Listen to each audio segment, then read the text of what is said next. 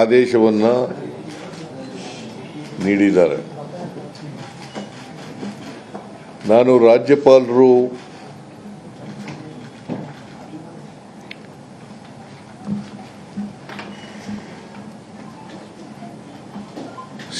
ಪ್ರಾಸಿಕ್ಯೂಷನ್ಗೆ sanction ಕೊಟ್ಟಿದ್ದಂಥ ಆದೇಶವನ್ನು ನ್ಯಾಯಾಲಯದಲ್ಲಿ ಹೈಕೋರ್ಟ್ನಲ್ಲಿ ಪ್ರಶ್ನೆ ಮಾಡಿದ್ದೆ.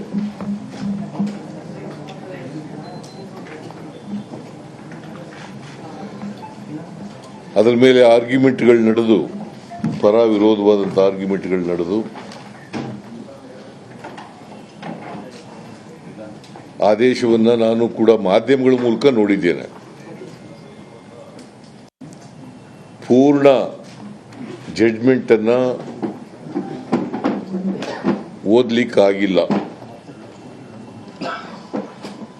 ಪೂರ್ಣ ಜಡ್ಜ್ಮೆಂಟನ್ನು ಓದಿದ ಮೇಲೆ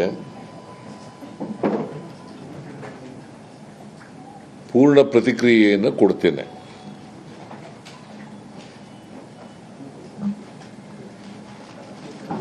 ರಾಜ್ಯಪಾಲರು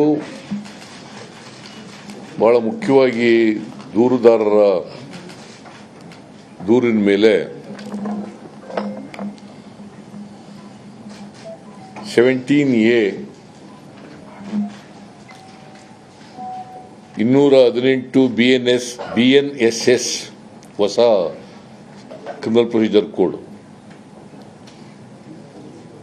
ಮತ್ತು 19 PC ಆಕ್ಟ್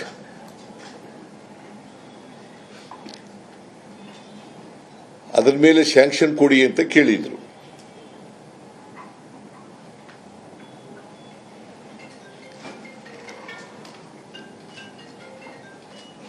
ನ್ಯಾಯಾಲಯ ಅಂದ್ರೆ ಹೈಕೋರ್ಟ್ 17A ಸೀಮಿತಗೊಳಿಸಿ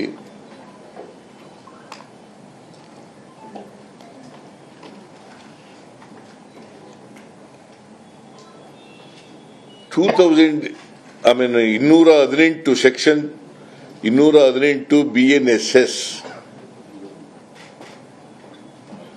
ಯಾಕಂದ್ರೆ 19 PC ಆಕ್ಟ್ನ ಅವರೇ ರಾಜ್ಯಪಾಲರೇ ತಿರಸ್ಕರಿಸಿದ್ರು. ಯಾಕಂದ್ರೆ ದೂರದಾರರು ಕೇಳಿದ್ದು 19 PC ಆಕ್ಟ್ನಲ್ಲಿ ಕೂಡ ಕೇಳಿದ್ರು. ಅದನ್ನ ಅವರೇ ತಿರಸ್ಕಾರ ಮಾಡಿದ್ರು. ನ್ಯಾಯಾಲಯ 218 BNSS new civil criminal procedure code ಭಾರತೀಯ ನ್ಯಾಯ ಸಂಹಿತೆ ಸಂಹಿತೆ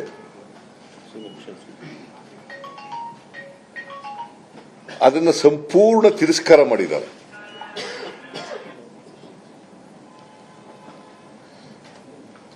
I repeat,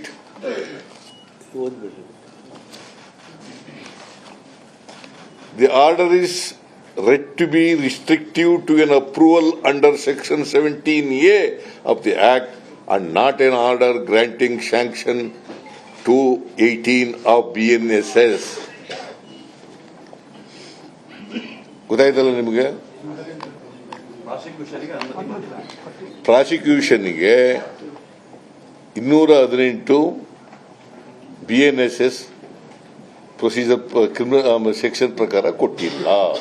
ಅದನ್ನ ತಿರಸ್ಕಾರ ಮಾಡಿದ್ದಾರೆ. 17A PC ಆಕ್ಟ್ ಪ್ರಕಾರ ಮಾಡಿದ್ದಾರೆ. ಅದನ್ನ ಇನ್ವೆಸ್ಟಿಗೇಷನ್ಗೆ ಕೊಟ್ಟಿದ್ದಾರೆ.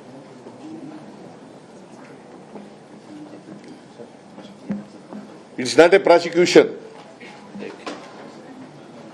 ಇನ್ವೆಸ್ಟಿಗೇಷನ್ಗೆ ಕೊಟ್ಟಿದ್ದಾರೆ under section 17A of the PC act.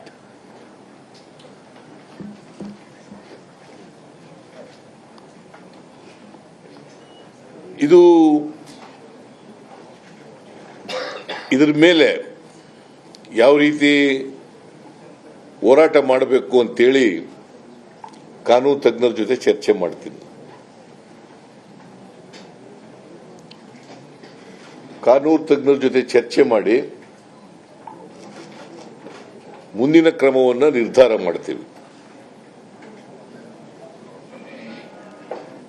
ನಾನು ನಮ್ಮ ಎಲ್ಲ ಮಂತ್ರಿಗಳು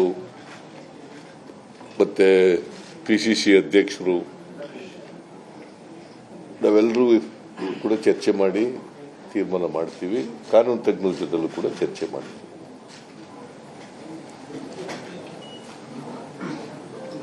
ನಾವು ಬಿಜೆಪಿಯವರು ಮತ್ತು ಜೆಡಿಎಸ್ನವರ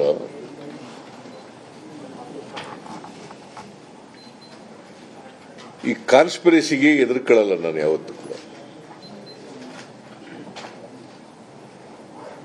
ಇವ್ರ ಸಂಚು, ಒಳ ಸಂಚು, ರಾಜಭವನ ದುರುಪಯೋಗ, ದುರ್ಬಳಕೆ ಇದಕ್ಕೆಲ್ಲ ಎದುರ್ಕೊಳ್ಳಲ್ಲ ನಾನು.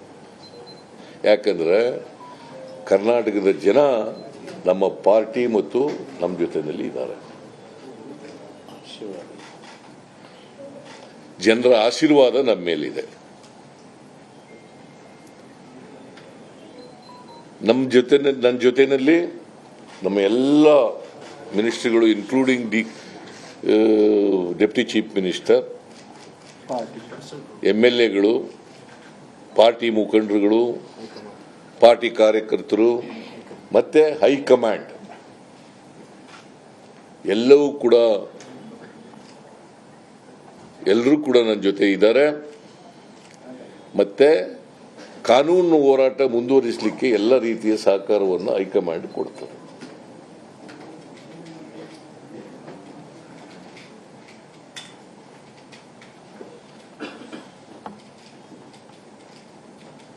ನರೇಂದ್ರ ಮೋದಿಯವರ ನೇತೃತ್ವದ ಬಿಜೆಪಿ ಸರ್ಕಾರ ನನ್ನ ಮೇಲೆ ಅಷ್ಟೇ ಸೇಡಿನ ರಾಜಕೀಯ ಮಾಡಲ್ಲ, ಇಡೀ ದೇಶದಲ್ಲಿ ಈ ಸೇಡಿನ ರಾಜಕೀಯ ಮಾಡ್ತಾ ಇದ್ದಾರೆ. ವಿರೋಧ ಪಕ್ಷದ ಸರ್ಕಾರಗಳು ಎಲ್ಲೆಲ್ಲಿದ್ದಾವೆ ಎಲ್ಲ ಕಡೆ ಸೇಡಿನ ರಾಜಕೀಯ ಮಾಡ್ತಾ ಇದ್ದಾರೆ.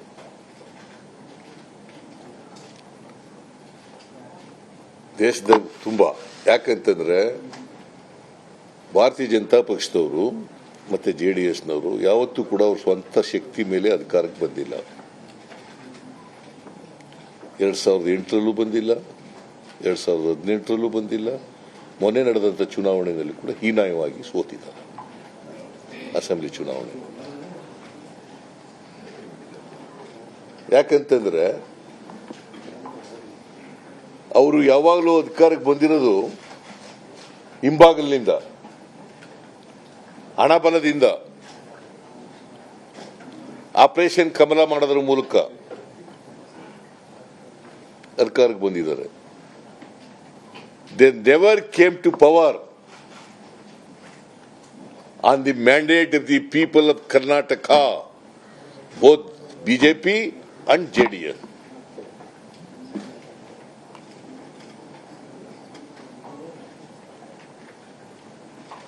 ನಾವು 136 ಗೆದ್ದ ಮೇಲೆ ಲೋಕಸಭಾ ಚುನಾವಣೆಯಲ್ಲಿ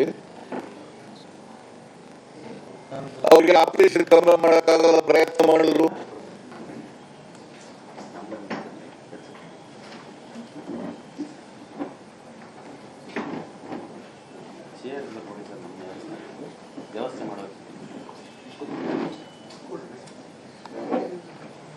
ದುಡ್ಡನ್ನ ಕೊಟ್ಟು MLAಗಳನ್ನ ಕೊಂಡ್ಕೊಳ್ತಕ್ಕಂಥ ಕೆಲಸ ಮಾಡಕ್ಕೆ ಪ್ರಯತ್ನ ಮಾಡಿದ್ರು, ಆಗಲಿಲ್ಲ. ನಮ್ಮ MLAಗಳು ಯಾರೂ ಕೂಡ ದುಡ್ಡಿನ ಹಿಂದೆ ಬೀಳಲಿಲ್ಲ. ಪ್ರಯತ್ನ ಮಾಡಿದ್ರು ಕೂಡ ಸಫಲ ಆಗಲಿಲ್ಲ ಅವರು.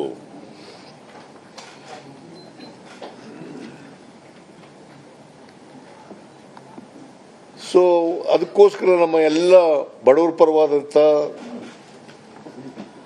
ನಮ್ಮ ಕಾರ್ಯಕ್ರಮಗಳನ್ನು ವಿರೋಧ ಮಾಡಿದ್ರು. ಹಿಂದೇನು ವಿರೋಧ ಮಾಡಿದ್ರು. 2018ರಿಂದ 2013ರಿಂದ 2018ರವರೆಗೆ ಮತ್ತೆ ವಿರೋಧ ಮಾಡ್ತಾ ಇದ್ದಾರೆ. ನಮ್ಮ ಗ್ಯಾರಂಟಿ ಯೋಜನೆಗಳನ್ನು ವಿರೋಧ ಮಾಡಿದ್ರು. ಅನ್ನಭಾಗ್ಯ, ಕ್ಷೀರಭಾಗ್ಯ, ಕ್ಷೀರಧಾರೆ, ಇಂದಿರಾ ಕ್ಯಾಂಟೀನು, ಕೃಷಿ ಭಾಗ್ಯ, Maitri